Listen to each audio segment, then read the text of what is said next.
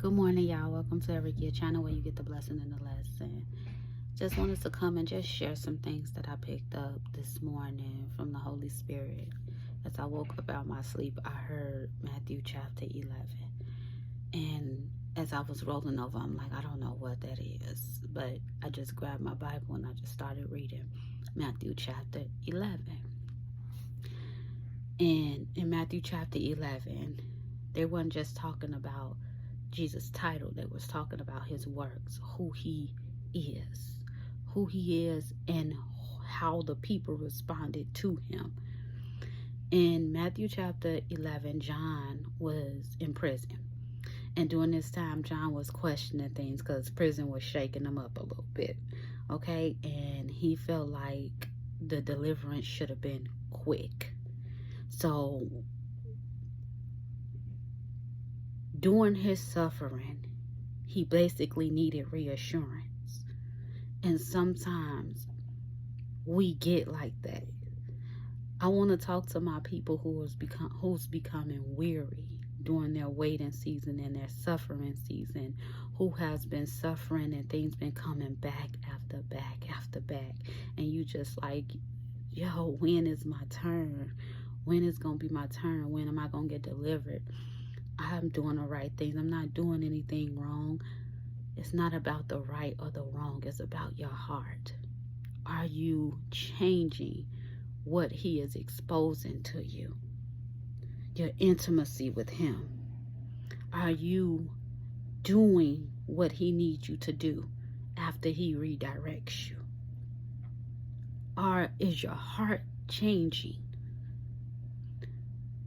I've had to ask over and over and over, Lord, what is it that I don't understand about my heart right now? Instead of looking at your situation, looking at where you are, he don't want you to suffer. Look at your heart in it. Look at what you could learn in it. Are you allowing him to change your heart in it?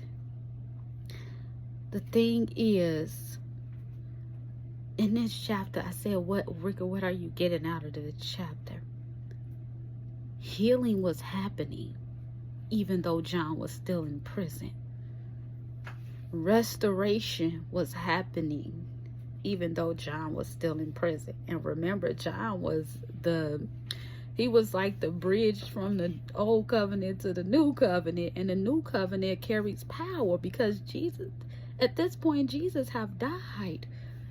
He has risen again. So it's like the redeeming was still happening even while he was in prison. So if it was still happening then before the new covenant, what do you think is happening now? Sometimes we be looking at these situations and we be so distracted because of where we are and what the world is saying about where you are, and he's just trying to transform you.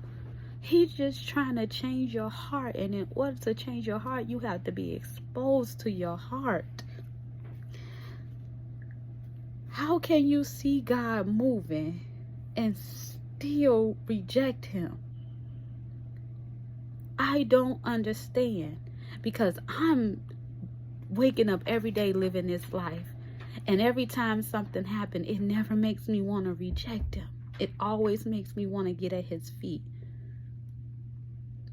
Instead of allowing intrusive thoughts to take over your mind, instead of allowing the situation to defeat you, instead of allowing the things around you and the people around you and using excuses just not to accept truth, because truth is, it is not the messenger that's giving you the truth. That's the problem. It is your heart.